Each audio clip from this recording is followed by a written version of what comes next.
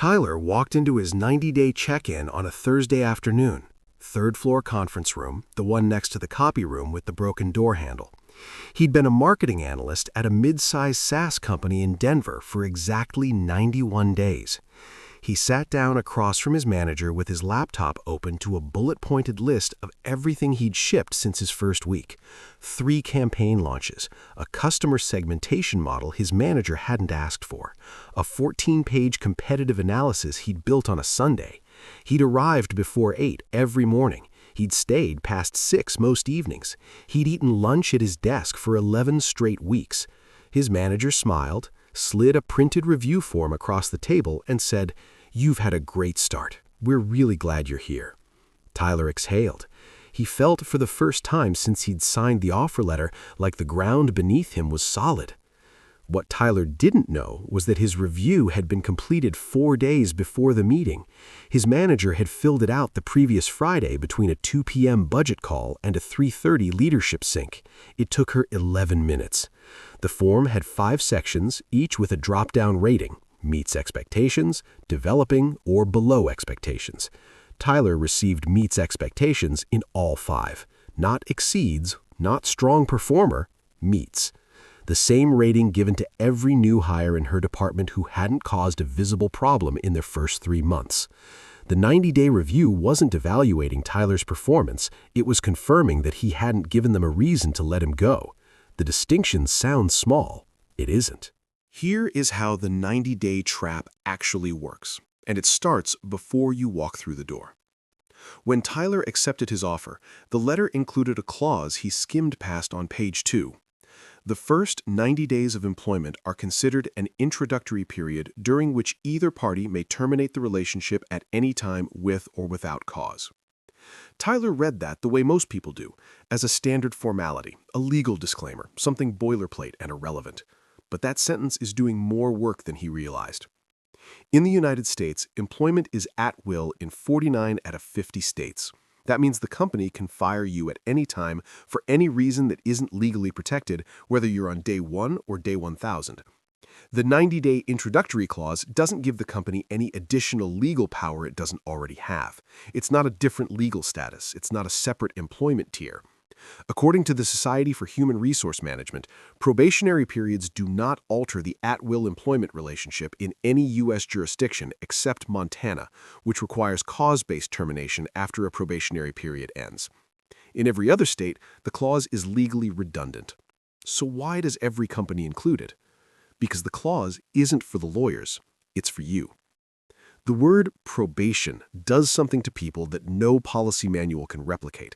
It creates a psychological state of conditional belonging. You are here, but you are not yet here.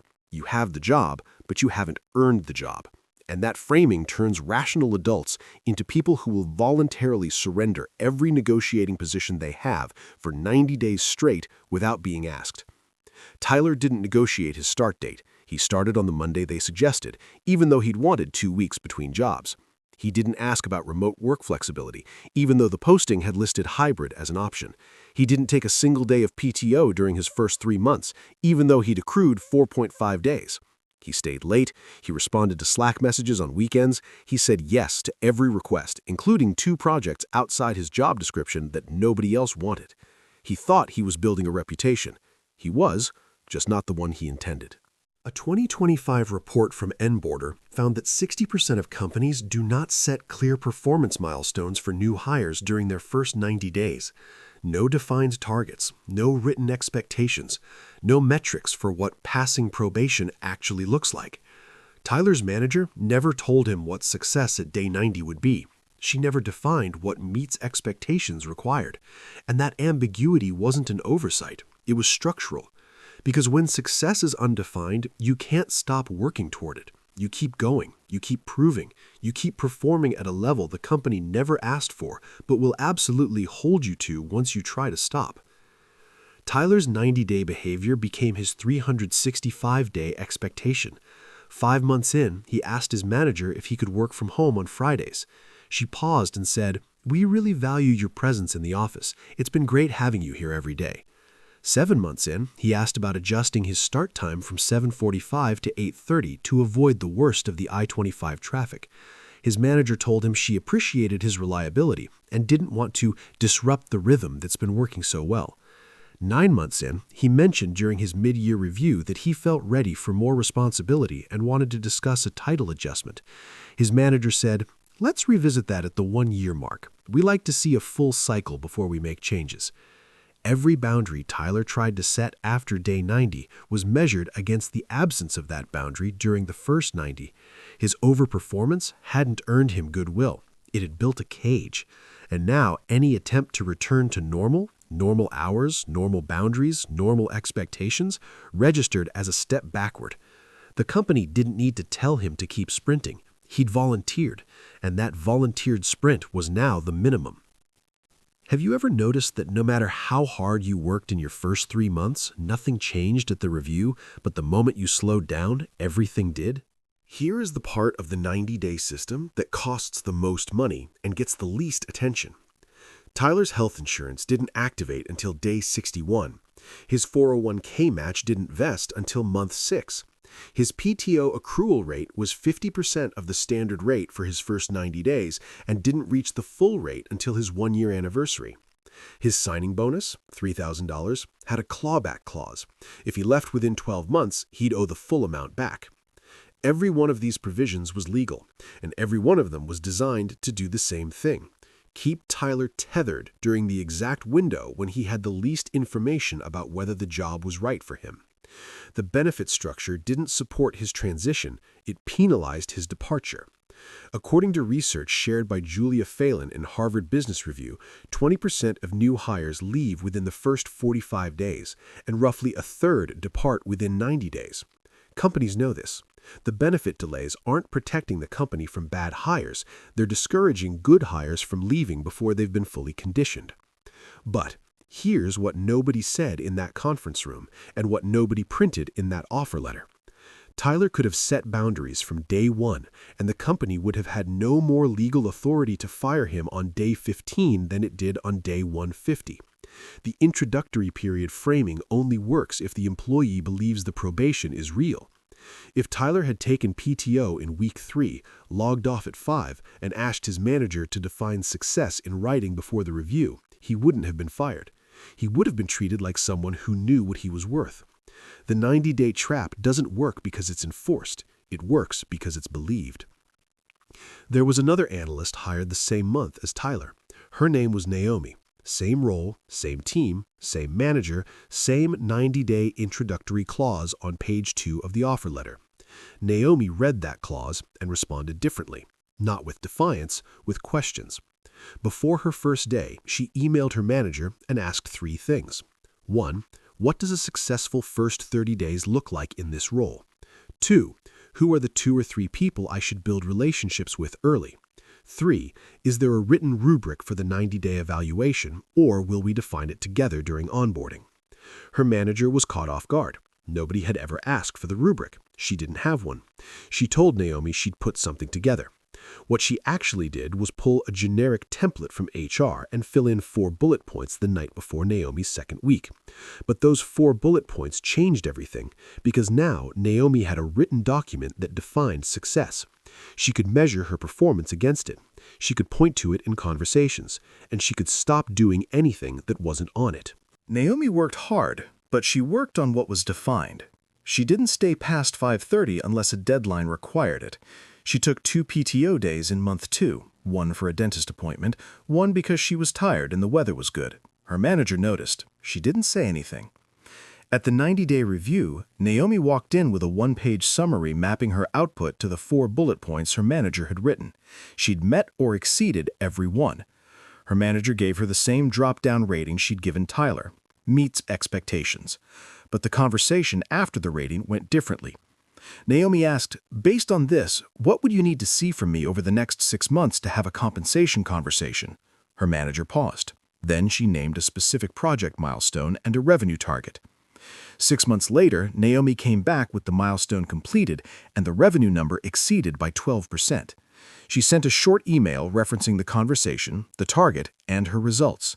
She didn't use the word deserve. She wrote, "Based on our Q1 discussion and the outcomes since then, I'd like to revisit the compensation conversation. I've attached a summary of the deliverables we discussed and where each one landed." She received a 9% raise and a title adjustment to Senior Marketing Analyst. Tyler, still in the same role at the same salary, found out when the announcement hit the team's Slack channel on a Tuesday morning. Here is a framework nobody hands you on your first day, but it's the one that determines whether your first 90 days work for you or against you. 1. Define success in writing before you perform. If your company doesn't hand you a rubric, ask for one. If they won't write one, write it yourself and send it to your manager in an email.